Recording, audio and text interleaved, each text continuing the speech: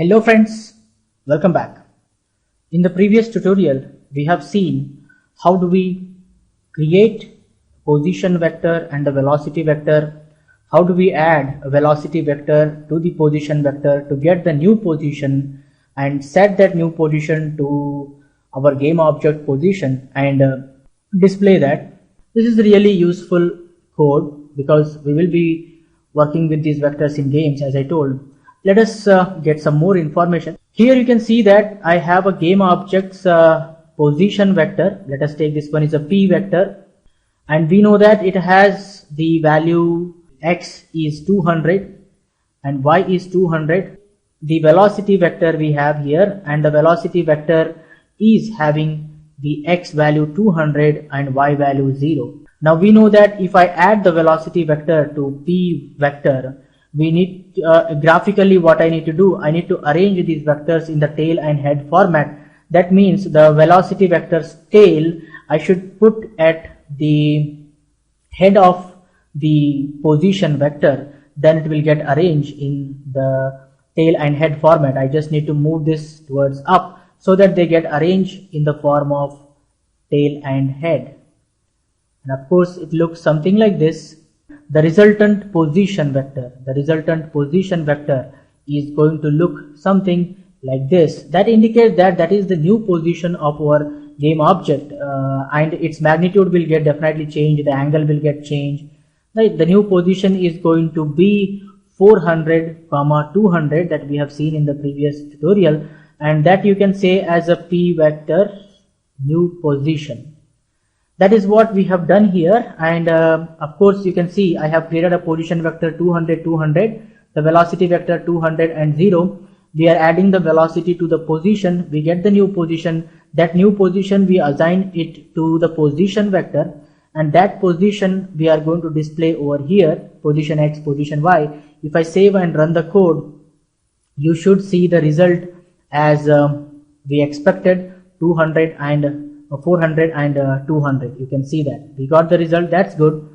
That means once you add, only once you have added the velocity to the position, you got the new position, and that is the current status of our game object, x 400, y 200. Of course the magnitude and angle will be different. You can calculate and see that one. There is no problem in that.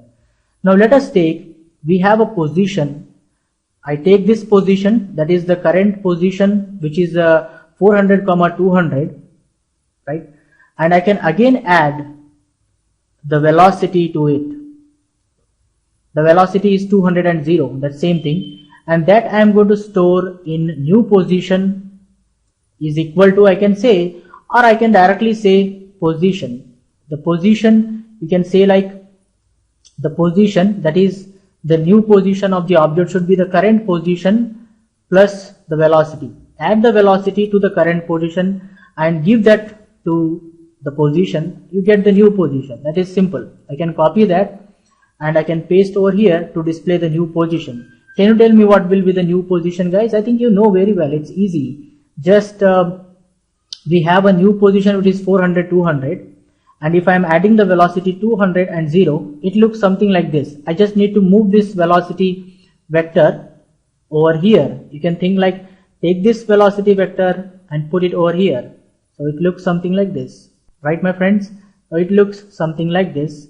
And the resultant vector of your game object is going to be from here to here. You can see that angle, magnitude, everything is changing. And that is our resultant vector. Of course, the value of our game object's position should be 600, 200. You can see you have created a vector with an angle 0. Of course, your object will start moving right. If you add one more time the velocity to the position, you can add one more time, so the object will start moving towards right. It's a very, very useful code.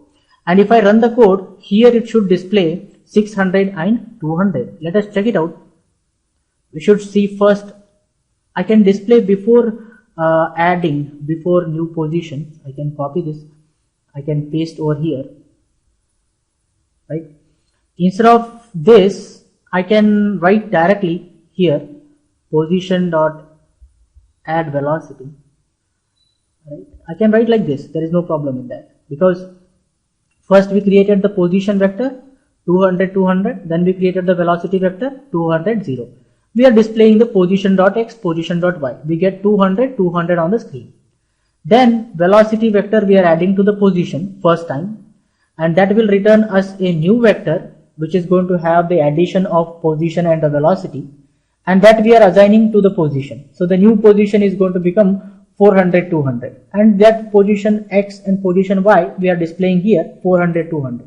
Then again we are taking the latest position, we are adding the new velocity to it. So now 400 plus 200 600, 200 plus 0 we get 200. So resultant vector is going to be 600 comma 200 that we are going to assign to the position.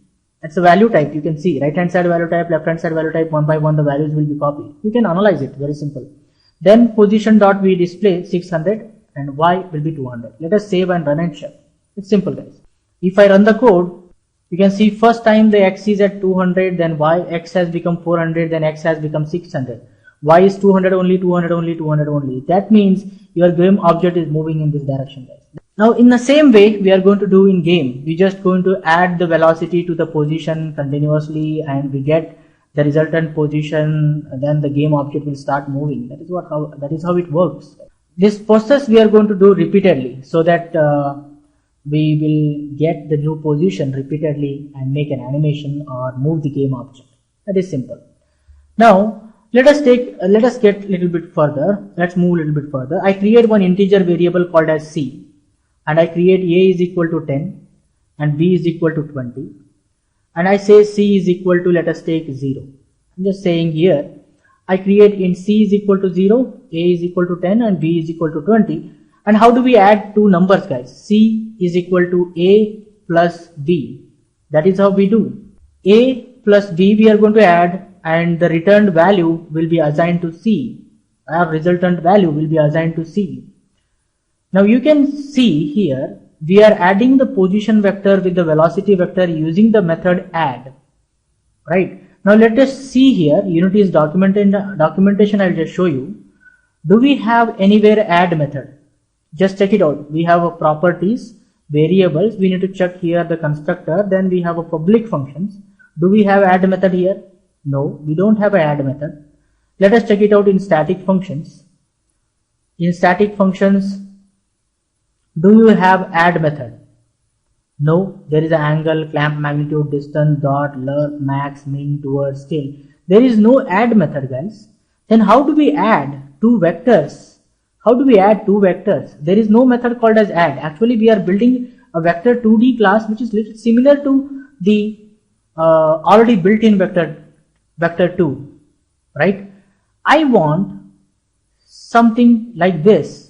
I can be able to add a vector if something like this. It will be much more better, right? Position, velocity, then I say here new position should be equal to position plus velocity.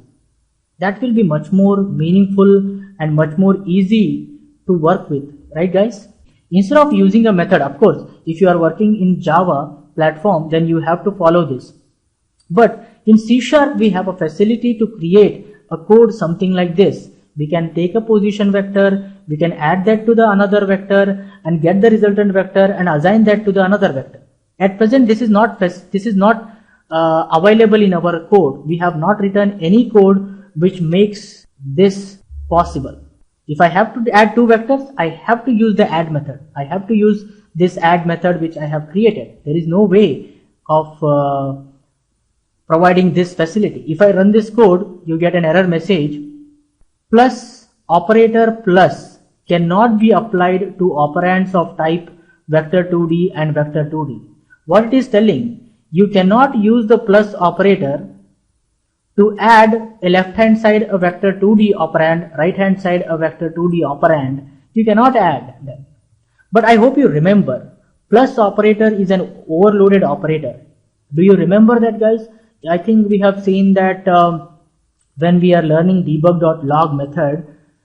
Let me show that. Debug.log. If I write here 22 plus 22, it adds these two numbers. The plus operator, when you are using with a number operand on the left hand side, a number operand on the right hand side, it adds those two numbers and gives a result.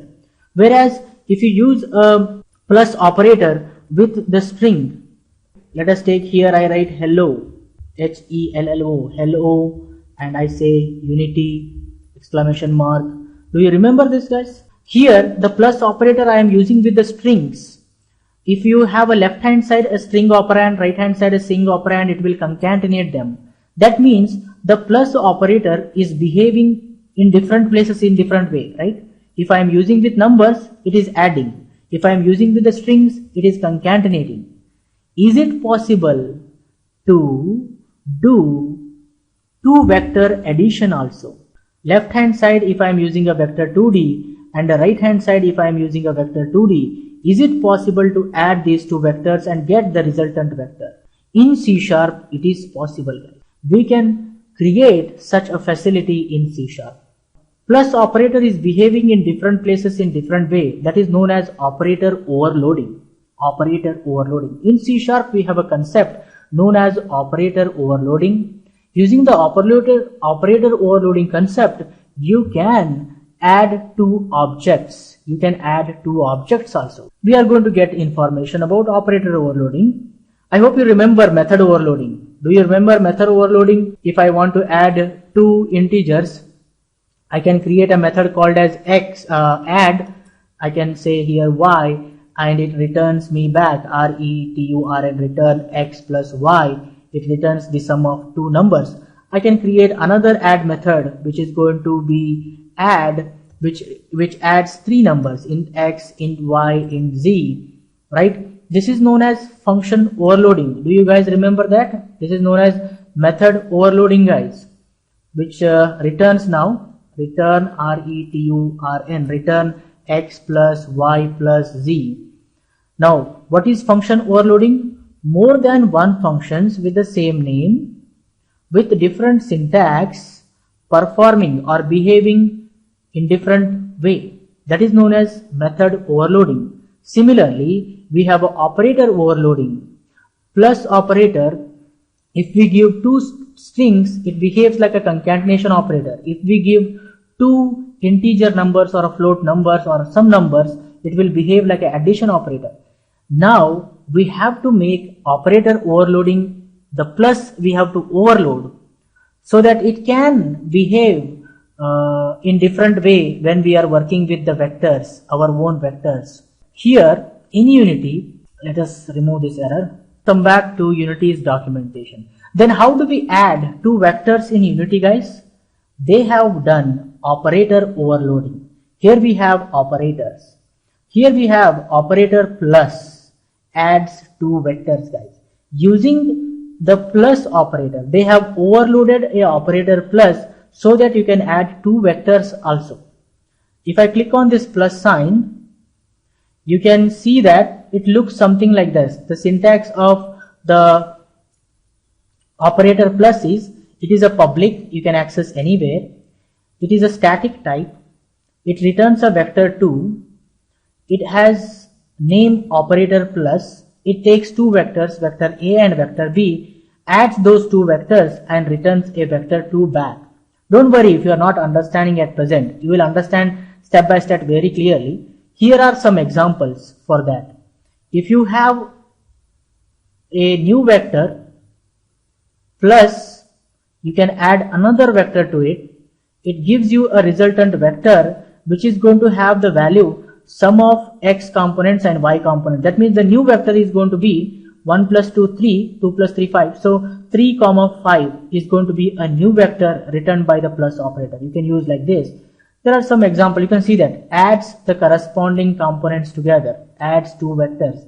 We are going to do addition of two vectors by creating the plus operator. We will be overloading the plus operator. But before I explain that, I need to explain you what is the static means. Because without explaining what is static means, I cannot write a code for this. I cannot explain you what is this method, right?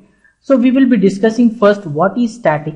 Then we are going to discuss what is the meaning of operator overloading and how do we use that one in games, or how do we code that one so that you people can do this facility. Position equal to position plus velocity. You will be able to do this soon, guys. Soon you will be able to do this one.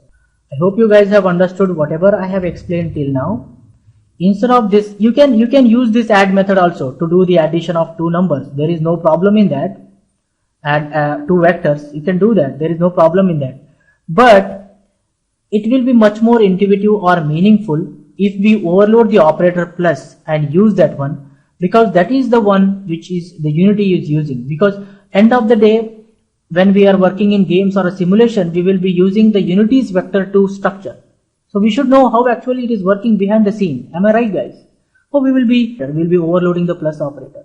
You can do subtraction of two vectors. You can create another method called as subtract.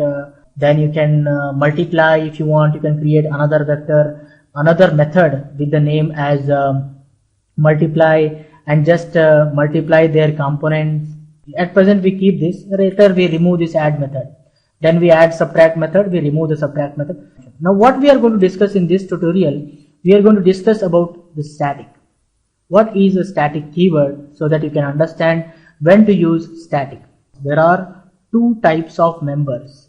Two types of members you come across in every class. Class members, members, class members, and another type are instance members, members. Now class members are also known as static members, whereas instance members are also known as non-static members. Now you get the idea about what are class members, what are instance members, what are static, what are non-static. Now till now, whatever the fields we created, whatever properties we created, whatever methods we created, they are all instance members, guys. They are all instance members or non-static members. Till now we haven't seen class members or static members. So in this tutorial you are going to get the information of static and class members. Let us create one simple class. We are not going to use this vector 2. I am going to create another class so that I can be able to explain you easily.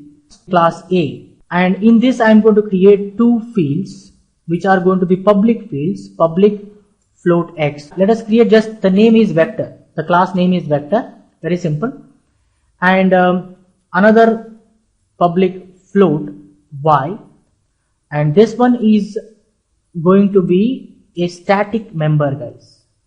I am differentiating now. X is a static member, whereas y is a non-static member. And you should remember that static member are also known as class members, guys. Class members or class level members we say. Another one is the non-static members or non-static fields. You can say they are instance members. Instance members. These are instance members. Y is an instance member. X is a class member.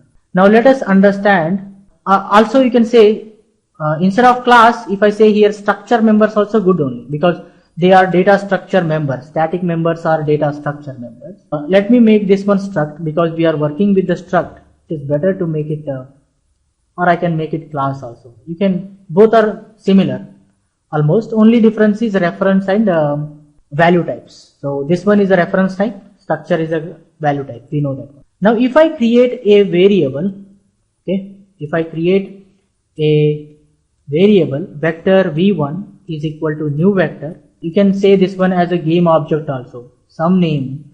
Okay guys, try to understand. I can say here game object v1 is equal to new game object, very simple. Let me create one more game object so that it is easy to explain you guys. Game object v2 is equal to new game object is equal to new game object, and let me copy this and explain how it looks behind the scene so that you guys can understand easily, and I paste it over here. Of course we will be having two different data structures. One is a stack and another one is a heap. And here what happens, on top of the stack you are going to have the start method. Try to understand this start method. And when it comes over here, game object v1 is equal to new game object, first we know that the left hand side is going to get executed, game object v1.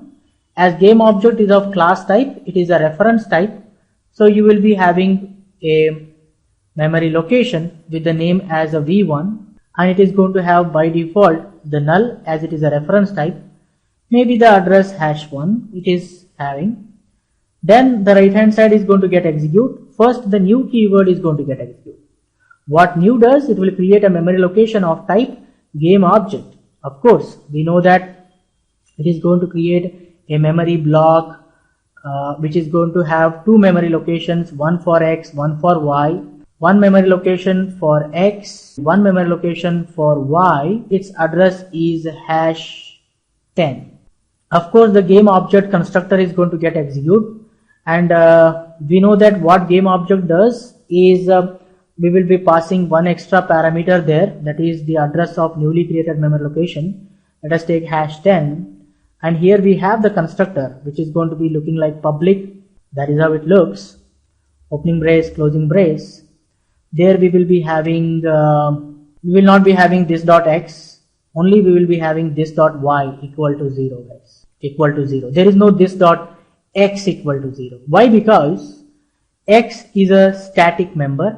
You cannot access the x member which is a static by using the instance. Only this dot y equal to 0 you will be having, and at the end you will be having return return, return this semicolon. That's it. Now one thing you need to remember, that when you created a new object, a new game object, the static member by default initialized by their legal values 0. Of course in class the y is also initialized by 0, but if it is a structure, y is treated as not initialized, that you should remember, whereas static member is initialized, that you should remember. That it considers that static members are already initialized. First the static keyword members are going to be executed and initialized. Then the non-static members are initialized in the constructor. So the control will jump, or this game object constructor. Try to understand. So now at present the game object constructor is on top of the stack, and here you have only one memory location, that is this, that you should remember, guys. This is the memory location. And it is, we are passing #10, so it is going to have #10 inside it, and it will start pointing to that memory location. Now one thing you remember, that using this keyword you can access only the instance members, because this is an instance of the game object. You can access only instance members, not the class members. Class members or a or static members you cannot access by using the this keyword. Then you are telling this dot y equal to 0. Of course this is going to be set to 0. That is good. Then return this. When you return this, you are returning the address of this, because it is of type game object. So you are going to get #10 back, and that #10 will get stored in the v1. And once the control comes back, we are not going to have the game object. And as we have stored the #10 in the v1, it is going to have #10 inside it, and it is going to point this memory location.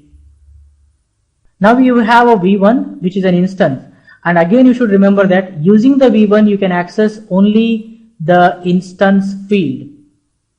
The non-static fields are instance field. You can access only this. You cannot access the x member. I'll just show you.